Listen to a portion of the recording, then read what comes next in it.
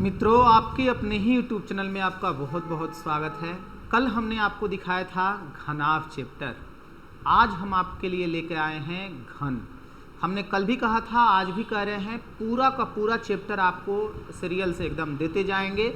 पूरा आयतन आपको लाइन से मिल जाएगा, कहीं एक भी चैप्टर आगे पीछे नहीं लेके जाएंगे। तो घनाभ चैप्टर आपने देख लिया था। आज हम आपके लिए घन। तो पहले हम लोग कुछ घन के बारे में जान लेते हैं। कल हमने आपको बताया था घनाभ, उसमें हमने ये जिक्र किया होगा कि घनाभ का लंबाई चौड़ाई ऊंचाई में लंबाई चौड़ाई से बड़ा, चौड़ाई ऊंचाई से बड़ा। ये भी हमने कहा था कि ऐसा कोई ज़रूरी नहीं है, लंबाई चौड़ाई बराबर भी हो सकता है, ऊंचाई अलग भी हो सकता है, यानी तीनों इक्वल नहीं होता है। जब तीनों इक्वल हो जाएगा, तीनों बराबर हो जाएगा, तब उसे हम लोग घनाभ नहीं, तब उसे हम लोग घन कहते हैं। देखिए, ये हमारा हो गया घन। इसमें लंबाई चौड़ाई के बराबर, चौड़ाई ऊंचाई के बराबर, तीनों आपस में बराबर, इसलिए इसके भुजा को हम लोग कह लेते हैं ए। कोई जरूरी थोड़ी है कि यही कहेंगे कि खानदानी लिख दिया गया है कि नहीं आपको यही कहना है, ऐसा कोई नहीं है। आप कुछ भी मान सकते हैं, बस तीनों साइड हमारे बराबर होते हैं, लंबाई चौड़ाई ऊंचाई बराबर होता है, इसलिए हमने ए लिख दिया है। अब देखिए, इसमें सबसे पहले हमें पढ़ना है आयतन। आयतन हमारा बनता है भुजा क्यूब। जो भी हमारा भुजा दिया रहेगा उसका क्यूब। फिर बनेगा संपूर्ण पृष्ठ क्षेत्रफल। जब संपूर्ण पृष्ठ क्षेत्रफल निकालेंगे तो बनता है 6 गुणा भुजा स्क्वायर। फिर इसका बनेगा विकर्ण। विकर्ण बराबर होता है √3 गुणा भुजा। ये तीन ही हमारा सूत्र से सब के सब निकल जाएगा। क्या क्या? आयतन, संपूर्ण क्षेत्रफल और विकर्ण। तीन सूत्र को या तो आप नोट कर लीजिए या याद होगा तो अच्छी बात है। अब इसी पर हम आपको दिखाते हैं क्वेश्चन, सारा इसी सूत्र से कैसे बनेगा। ध्यान दीजिएगा अपने प्रश्न पर। देखिए, पहला प्रश्न, किसी घन के विकर्ण की लंबाई 6 सेंटीमीटर, तो आयतन बताइए। अभी हमने लिखा था विकर्ण होता है √3 गुणा भुजा और इसका मान दिया है 6 सेंटीमीटर। √3 से कटा के देखिए, ये हमारा हो गया 2√3। ये √3 से इसमें क्या है, 6 है, 2 गुणा 3, अब 3 को तोड़ सकते हैं √3 गुणा √3, तो 1 √3 खत्म हो गया, 1 √3 दिखने लगा। अब आपसे आयतन पूछा गया है। आयतन बराबर होता है भुजा क्यूब, तो आपको 2√3 का क्यूब कर देना है। अब देखिए, 2 का जब हम क्यूब करेंगे तो 8 होता है, जबकि √3 का क्यूब करेंगे तो 3√3 होता है। 8 में 3 से गुणा करेंगे तो 24 हो जाएगा। √3 हमारा ऐसे ही रहेगा। सेंटीमीटर में है तो आप सेंटीमीटर क्यूब जरूर लिखिएगा, क्योंकि जब भी आयतन हमारा रहता है घन सेंटीमीटर में होगा और क्षेत्रफल वर्ग सेंटीमीटर में और भुजा रहता है तो सेंटीमीटर। सेंटीमीटर हो तो सेंटीमीटर, मीटर हो तो मीटर, किलोमीटर हो तो उसके अनुकूल, लेकिन जब आयतन होगा तो घन उसमें जरूर लगा होगा। आंसर बन के आ गया 4√3। चलिए अगला प्रश्न देखिए, घन के विकर्ण की लंबाई 9√3 सेंटीमीटर। फिर हमने लिखा विकर्ण होता है √3 गुणा भुजा, जिसका मान दिया है 9√3। √3 से √3 कटा दीजिए, पता चल गया कि भुजा हमारा 9 सेंटीमीटर। अब आपसे पूछा गया है संपूर्ण पृष्ठ क्षेत्रफल। संपूर्ण पृष्ठ क्षेत्रफल होता है 6 गुणा भुजा स्क्वायर। भुजा का मान 9 का स्क्वायर हम कर देंगे, ये 81 हो गया। जैसे ही गुणा करेंगे 8 से 6 48, 6 कम 6 हो गया, 8 में 6 से करेंगे 48। आंसर बन के आ गया 486। अब देखिए, संपूर्ण पृष्ठ क्षेत्रफल है सेंटीमीटर, तो यहां क्या लगेगा, सेंटीमीटर स्क्वायर। आयतन है तो घन सेंटीमीटर, क्षेत्रफल है तो वर्ग सेंटीमीटर। अगला दिया है घन के संपूर्ण पृष्ठ क्षेत्रफल 13,225 है, तो इसके विकर्ण की लंबाई। संपूर्ण पृष्ठ क्षेत्रफल होता है 6 गुणा भुजा स्क्वायर बराबर 13,254, तो 6 से कटा दीजिए, 6 दूना 12, 6 दूना 12 और 9 से 54। अब अगर भुजा का मान आप निकालना चाहेंगे तो ये रूट में चल जाएगा 2209। अब देखिए, 2209 को अगर निकालना है कि कितना, तो हमने आपको बताया था कि आप ऐसे देखिएगा, 40 का स्क्वायर होता है 1600 और 50 का 2500। पता चल गया 40-50 के बीच में इकाई स्थान पे 9 है ना, तो 9 दो ही का आएगा। 43 का स्क्वायर करेंगे तो आएगा और 47 का करेंगे तो आएगा। तो 45 निकाल के देख लीजिए, 45 का कितना, 45 के वैल्यू से छोटा है तो 43 आंसर दीजिएगा, 45 के वैल्यू से अगर बड़ा है तो 47 दीजिएगा। 45 का स्क्वायर निकालने हमने बताया है, 5 का 25 कर दीजिएगा, 5 चौके 20 यानी 2025 आ गया। 2000 से बड़ा है तो समझ जाना है रूट से क्या निकलेगा, 47। अगर आपको ये वर्ग निकालने नहीं आता है तो वीडियो सेक्शन में जाइएगा और वर्ग का हमने आपको कुछ अलग चैप्टर बना दिया है, वहां से देखिएगा, पूरा का पूरा आ जाएगा। अब आपसे पूछा गया है विकर्ण की लंबाई कितना। विकर्ण बराबर हमारा सूत्र बनता है √3 गुणा भुजा। √3 हमने लिख दिया और भुजा का मान 47 लिख दिया, आंसर बन के आ गया 47 √3। अब चूंकि विकर्ण हमारा पूछा गया है तो भुजा जब भी पूछता है सेंटीमीटर में रह जाता है, क्षेत्रफल वर्ग सेंटीमीटर में और आयतन होता है घन में। यहां आंसर बन के आ गया 47 √3। अगला प्रश्न देखें, यहां कहा है घन के विकर्ण की मान 4 √3 सेंटीमीटर। √3 गुणा भुजा होता है जिसका मान 4 √3 दिया है। √3 से √3 खत्म, पता चल गया कि भुजा का मान 4 है। अब आपको आयतन बताना है। आयतन होता है हमारा भुजा क्यूब, यानी 4 का क्यूब करेंगे बनेगा 64 घन सेंटीमीटर। 64 घन सेंटीमीटर हमारा आंसर। क्लियर है? सूत्र याद है तो सब कुछ आपके मुट्ठी में है। देखिए घन का आयतन, अब सूत्र ना याद है तो कहां से निकालेंगे। भुजा क्यूब 512, यहां से भुजा का मान निकालिए, ये रूट में जाएगा 512, रूट से निकलेगा 8। आपसे पूछा गया है संपूर्ण पृष्ठ क्षेत्रफल कितना। संपूर्ण पृष्ठ क्षेत्रफल होता है 6 गुणा भुजा स्क्वायर यानी 8 का स्क्वायर। 6 8 का स्क्वायर हमारा 64 होता है। 6 से गुणा करके देखिए 24 36 2 38। अगर सेंटीमीटर में है तो आपको लिख देना है वर्ग सेंटीमीटर। आपका आंसर बन के आ जाएगा 384 वर्ग सेंटीमीटर। अगला देखें, का घनाभ का आयतन एक घन से दुगना है यदि घनाभ की विभाएं 9 सेंटीमीटर 8 सेंटीमीटर 6 सेंटीमीटर। तो पूछा है घन का संपूर्ण पृष्ठ क्षेत्रफल, तो घन का हम भुजा निकालेंगे तभी ना संपूर्ण पृष्ठ क्षेत्रफल आएगा। घनाभ का आयतन निकालिए एल बी और देखिए H। घन का आयतन का सूत्र लिखिए भुजा क्यूब, लेकिन घन से ये दुगना है, ये दुगना है तो इसमें 2 से गुणा कर दीजिए, दोनों का वैल्यू बराबर। अगर इसको दुगना का है तो इसमें 2 से गुणा करेंगे तभी बराबर होगा। अब यहां से भुजा का मान निकाल लीजिए, 2 से कटा दीजिए 3 बार में। जब भी हम भुजा निकालेंगे ये हमारा रूट में आ जाएगा। ये 9 और 3 27 है तो 3 बार एक ही जगह लिख दीजिए। और 8 के लिए यहां 3 बार 2 गुणा 2 गुणा 2। रूट से क्या निकलेगा, एक 3 निकलेगा एक 2। भुजा तो निकल गया ना, लेकिन आपसे पूछा गया है घन का संपूर्ण पृष्ठ क्षेत्रफल। तो घन का संपूर्ण पृष्ठ क्षेत्रफल होता है 6 गुणा भुजा स्क्वायर। तो आपको लिखना है संपूर्ण क्षेत्रफल बराबर 6 गुणा भुजा स्क्वायर यानी 6 का स्क्वायर। 6 गुणा 36 कर देना है, आपका मान बन के आएगा 216। सेंटीमीटर में है तो वर्ग सेंटीमीटर लिखना ना भूलिएगा, और ये संपूर्ण क्षेत्रफल है तो आयतन है तो घन लिखना ना भूलिएगा। क्लियर? अगला 25 सेंटीमीटर भुजा वाले घन को पिघलाकर 5 सेंटीमीटर भुजा वाले कितने घन। अब देखिए बड़ा घन हमने उठाया 25 का और उसको हमने पिघला पिघला के छोटा छोटा घन में आपको बताना है, तो संख्या निकालना है। तो पहले आप जानिए कि संख्या बराबर सूत्र होता है बड़े घन का आयतन बटा में छोटे घन का आयतन। घन का आयतन, अब बड़ा घन हमारा क्या है 25 सेंटीमीटर। 25 का अगर आयतन करेंगे तो भुजा क्यूब होता है, तो 3 बार लिखना होगा 25 गुणा 25 गुणा 25। छोटे घन का भुजा 5 है, आयतन निकालना है तो क्यूब करना है, तो हो जाएगा 5 गुणा 5 गुणा 5। यहां से देखिए 5 गुणा 5, ये 25 हमारा खत्म हो गया। अब 5 से ये कटा दीजिए 5 बार में। 25 जब 5 से गुणा होगा तो घन की संख्या बन के आ जाएगा 125 घन। 125 घन हमारा आंसर हो गया। क्लियर है? बस आपको सूत्र क्या याद रखना है, बड़े का आयतन बटा छोटे का आयतन। अब जिसमें भी दिया हो, चूंकि घन में दिया है तो घन का आयतन भुजा क्यूब होता है तो क्यूब, अगर बेलन होता शंकु होता, ये सूत्र तो सब में लगेगा, लेकिन आयतन के स्थान पे चेंज होते जाएगा। यहां आयतन घन है तो घन का आयतन लगा है, कहीं दूसरा कुछ होता तो उसका आयतन लग जाता। ठीक है? अगला देखें, लोहे के 3 घनों को सिरों की लंबाई क्रमशः 6 सेंटीमीटर 8 सेंटीमीटर 10 सेंटीमीटर है।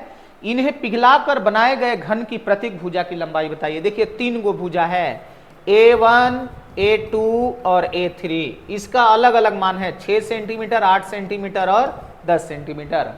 और इस तीनों को पिघलाकर एक बड़ा घन हमको बनाना है। जब एक 3 को पिघला के एक घन आप बनाएंगे तो सूत्र होता है तीनों घनों के आयतन का योग बराबर बड़ा घन का आयतन। तो 3 का आयतन का योग निकालिए, 6 का क्यूब, 8 का क्यूब और 10 का क्यूब। अब बराबर इधर अगर बड़ा घन है तो उसका सिर्फ आपको लिख देना है भुजा क्यूब। आपसे वही पूछा गया है कि उस घन की जो बड़ा वाला घन है उसका भुजा का लंबाई कितना। अब देखिए 6 का क्यूब 216 होता है, 8 का क्यूब 512 होता है, 10 का क्यूब 1000 होता है, बराबर भुजा क्यूब है तो भुजा क्यूब रहने दीजिए, या क्यूब को इधर भेज दीजिए। देखिए ये रूट में ले गया। अब भुजा का मान निकालना है तो इसे जोड़ के देखिए, एक ही रूट में बन के आ जाएगा 1728। 2 और 5 7 हो गया, 10 17 और 16 12 28 1728। ठीक है, अब 1728 को जब रूट से निकालेंगे ना तब बन के आ जाएगा 12 सेंटीमीटर। वही पूछा है जो बड़ा घन आप बनाएंगे उसका भुजा कितना है, तो बता दीजिए उसका भुजा है 12 सेंटीमीटर। अब देखिए किसी भी ठोस को पिघलाकर आप दूसरा रूप में लेंगे तो उस एक ठोस होगा तो उसका आयतन बराबर दूसरे का आयतन, या 2 होगा तो दोनों के आयतन का योग बराबर जिसमें बनाना है वो। जब भी पिघलाएंगे तो आयतन ही लगेगा, दूसरा कोई सूत्र नहीं लगेगा। अगला, एक घन के संपूर्ण पृष्ठ क्षेत्रफल 150। संपूर्ण पृष्ठ क्षेत्रफल होता है 6 गुणा भुजा स्क्वायर बराबर 150। 6 से कटा दीजिए 25 बार में, ये भुजा स्क्वायर का स्क्वायर जब रूट बनाएगा भुजा का मान 5 आ गया। तो पूछा है इसका आयतन कितना। हम जानते हैं आयतन होता है भुजा का क्यूब, भुजा का क्यूब करके देखिए आयतन बन के आ गया 125। अगर सेंटीमीटर में है तो यहां पर लगेगा घन सेंटीमीटर। क्षेत्रफल देखिए यहां दिया है तो लगाया है वर्ग सेंटीमीटर, यहां भुजा आएगा तो सिर्फ सेंटीमीटर। बार बार जिक्र कर रहे हैं, कभी मिस्टेक ना हो। अगला, धातु के, ये धातु है, धातु के बने एक घन की प्रत्येक भुजा 12 सेंटीमीटर। इसे पिघलाकर 3 छोटे छोटे घनों में ढाला गया है। यदि इनमें से 2 घनों की भुजाएं 6 और 8 है तो तीसरा घन पूछा है कितना। अभी ये सेम प्रश्न आया था, हम सिर्फ बनाने का तरीका बता देते हैं, आप हल कर लेंगे। जैसे एक बड़ा घन दिया है 12 और 2 छोटा छोटा दिया है 6 और 8, और तीसरा नहीं दिया है तो देखिए वाट। अभी पीछे आपने प्रश्न देखा था उसमें ये नहीं दिया था, कहा था कि इतना का क्यूब जोड़ इतना का क्यूब जोड़ इतना का क्यूब, इससे एक बड़ा घन बनाना है तो बराबर में हमने लिखा था भुजा क्यूब। देखिए ये 12 का क्यूब। यहां पर क्या है कि ये वाला वैल्यू दे दिया है और ये वाला वैल्यू आपसे पूछा है, तो वही वाला सेम क्वेश्चन है, अंक भी सेम है। आप पीछे जाकर देख लीजिएगा कि यहां पर कौन सा अंक था, बस वही अंक हमारा आंसर।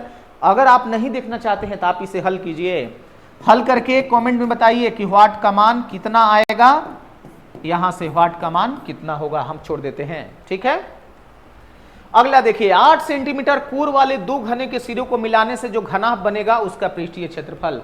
अब देखिए 8 सेंटीमीटर का 2 घन है, अब छोटा छोटा 2 घन है, इसे सटा सटा के घन को घनाभ बनाना है।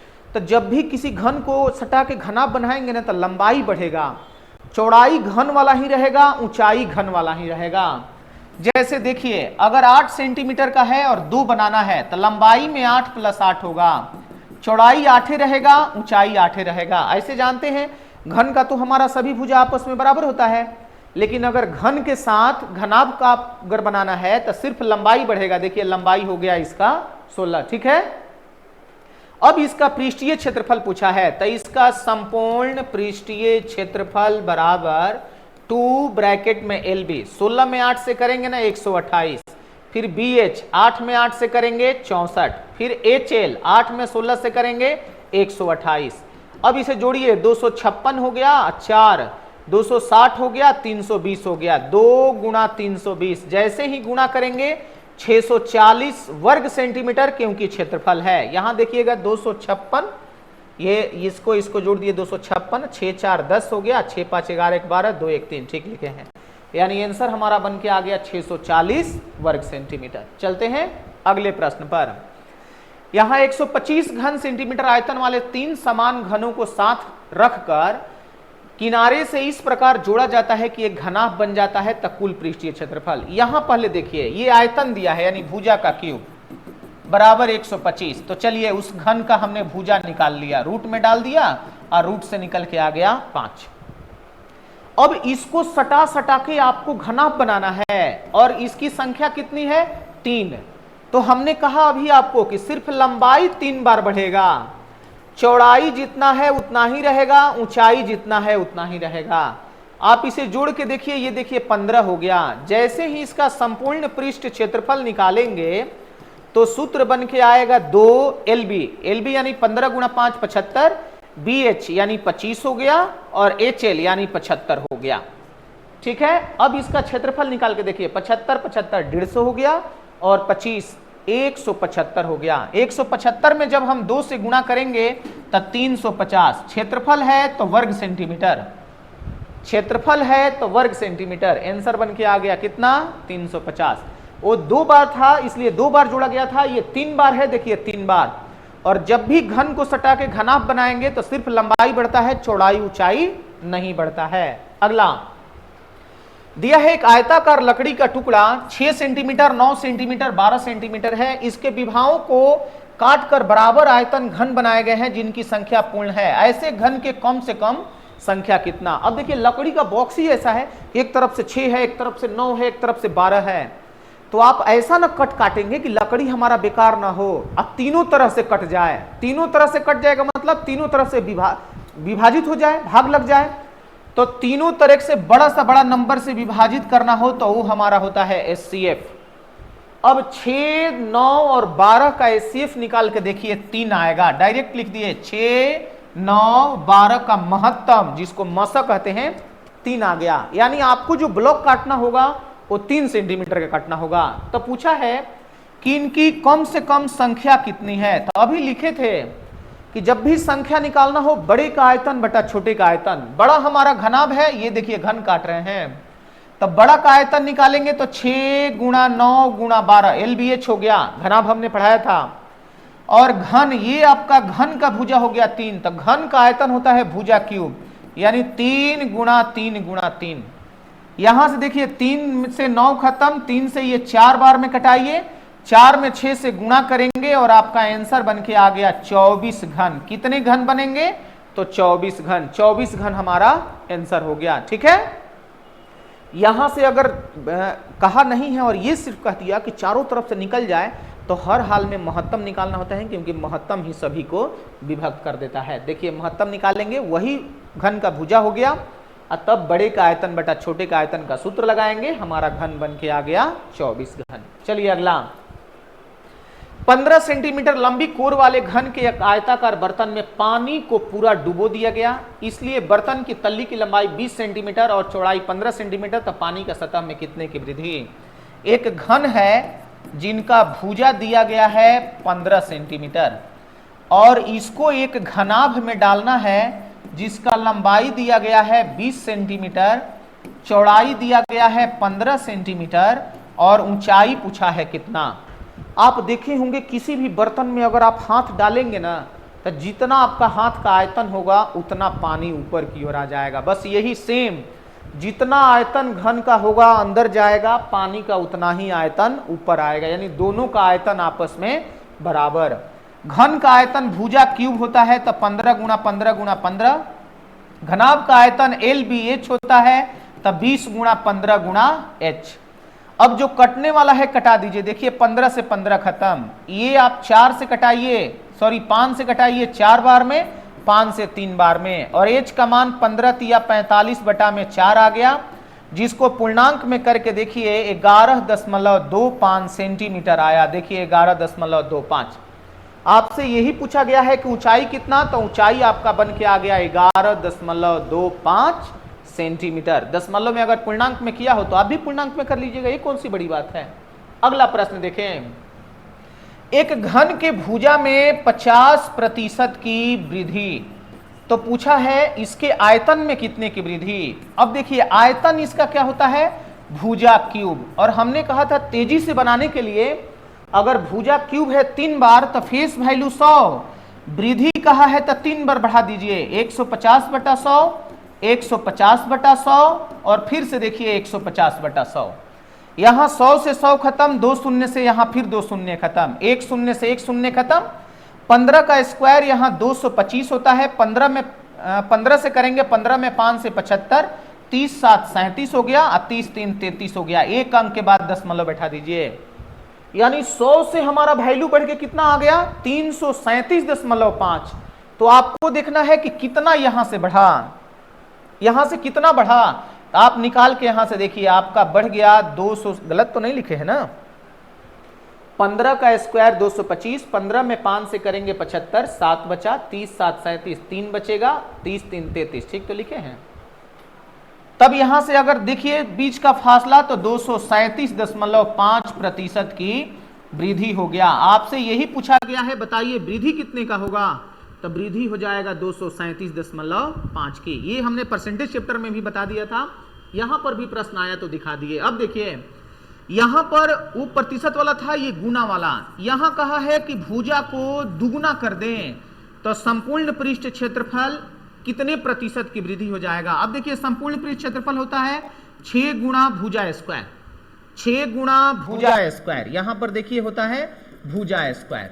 तो 6 से हमारा कोई मतलब नहीं होता, भुजा को दुगुना और भुजा का स्क्वायर, तो 2 का स्क्वायर हो जाएगा। बोलिए संपूर्ण पृष्ठ क्षेत्रफल कितना गुना हो जाएगा, तो आपको बताना है 4 गुना हो जाएगा। अब यहां से देखिए 4 प्रश्न और निकल के आएगा, कितना गुना हो जाएगा, तो 4 गुना हो जाएगा। लेकिन ये पूछा गया कि कितना गुना की वृद्धि होगा, तो एक कम कर दिया जाता है, 3 गुना की वृद्धि होगा। अब इसी प्रश्न को प्रतिशत में पूछा जाएगा कि 4 गुना जब हो जाएगा तो प्रतिशत में कितना होगा, तो 400%। प्रतिशत में पूछा जाएगा 3 गुना की वृद्धि तो कितना प्रतिशत की वृद्धि, तो 300% की वृद्धि। देखिए यहां से 4 प्रश्न आया, आपसे क्या कहा है, क्षेत्रफल में कितने प्रतिशत की वृद्धि, तो यहां के लिए आपका आंसर बन के आ गया 300%, 300% आंसर। लेकिन ध्यान में रखिएगा, चारों में से कोई ना कोई एग्जाम में आपको मिल ही जाता है, या तो गुना में पूछ देगा या प्रतिशत में। अगर आज हम इतना ही रहने देते हैं, अगर किसी क्वेश्चन में डाउट हो आप कमेंट के माध्यम से जरूर बताइएगा। फिलहाल आज की क्लास में हम इतना ही रहने देते हैं। बहुत बहुत धन्यवाद आपको। अगर वीडियो बढ़िया लगे तो एक बार लाइक के साथ साथ शेयर भी कर दीजिएगा। Thank you.